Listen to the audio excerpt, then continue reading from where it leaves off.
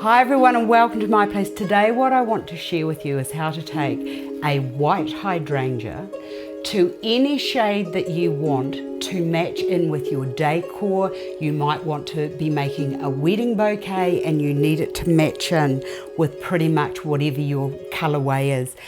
I'm using the color sheets, and I think I've already shown you how to use these, but I'll put a link down. If you want to buy these, I'll put the link down the bottom there so that you can go straight to where you buy them. I absolutely love these color sheets. And because they're pigmented and they actually give the most amazing tints and tones to any object. And I love that now I can, using my paints, can hand tint or colour up to suit me. I almost feel like one of God's little angel colorists. It's fantastic. Easy project. Because the paints are pigmented, they actually stain, so you will need one of these unless you want to go around with whatever. I'm going to be doing blue, so if you want to walk around for 3 or 4 days with blue hands, might I suggest you get one of these plastic gloves. I've also got one of these paint brush pens, which are fantastic, and all you do is you just fill the bottom of the cartridge up with the water, and you're just set to go. You don't have to be worrying about water, but today we are going to be needing water. Now for the paints, the color of the blue hydrangeas, I use the sap green, the light green, and the peacock blue. So it's just a matter of, now these are artificial, but you could be using it on fresh. They work equally well on fresh.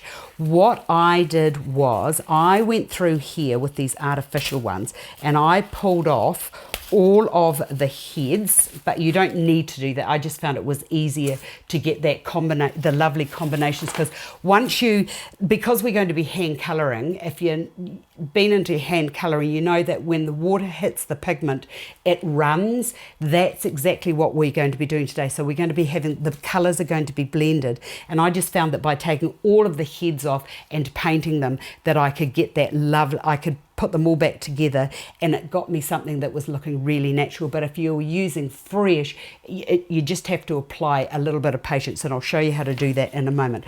Right, getting my paints out, and I'm going to use the peacock blue, and I have used these so much and I have made such a mess, and what I love about them is they just keep going, which is fantastic.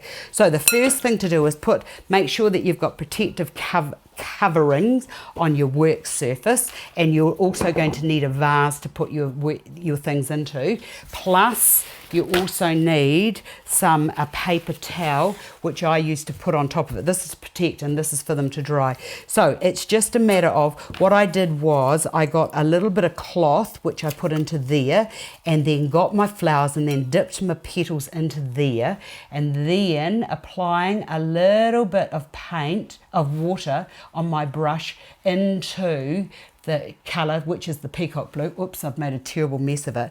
And it's just a matter of now just quickly just running that paint over the surface of I hate wearing gloves, but I don't want to have purple hands for a week. And you don't need much of this because a little bit goes a long way.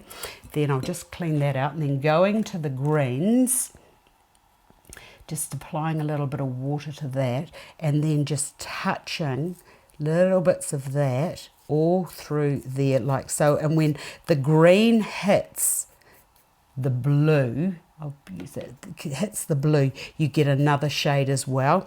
So from there, and you can see why I've got a bit of protective covering, you can just shake off the excess and then just leave that. Or look at that, isn't that beautiful? And that will dry out to a really lovely shade. Or I'll just do another one just to show you how that happens. You can do it that way, and if you wanted lighter ones, let me just put that into there. You don't have to be neat and tidy here, because nature doesn't do neat and tidy.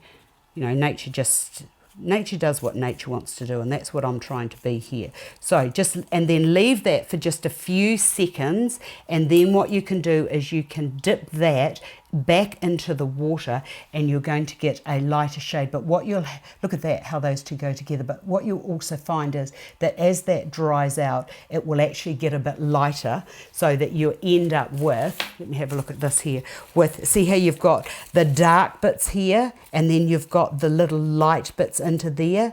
And then once they've all dried, that's just a matter of, and it takes, I left mine overnight before I stuck them all back on, but if you were doing a fresh one, it's still a matter of just gently just wetting that. And then, whoa, let's say we wanted, let's just do, it's the blue that I want. It's just a matter of just very, very gently getting into there, and then just applying the colour that you want to be fused or fixed onto your little blooms there. Fantastic. I'm actually going to have a crack with, I've got a friend's wedding coming up, and she wants magnolias. Why she wants magnolias, I almost want to die now thinking about how am I going to keep magnolias looking beautiful. But she wants a little bit of metallic in them, so I'm going to have a wee play with that with the paints as well to see what that looks like. So when you look into these henna, see, look, it's just the subtlest of colour, and that's what I really love about the pigmented colour sheets.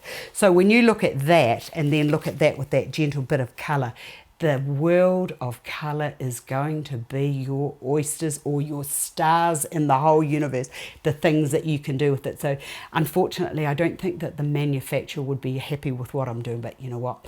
It's achieving what I want to do. So there's the cheats way of hand colouring your flowers with shades that are very, very subtle and soft. So I hope you've enjoyed this. Next time I see you, I'll have motivated myself to show you how to turn these into a beautiful, easy bouquet for a bride, or for a maid for a wedding, or for your room. I don't know. So thanks for watching. I look forward to seeing you all again another day.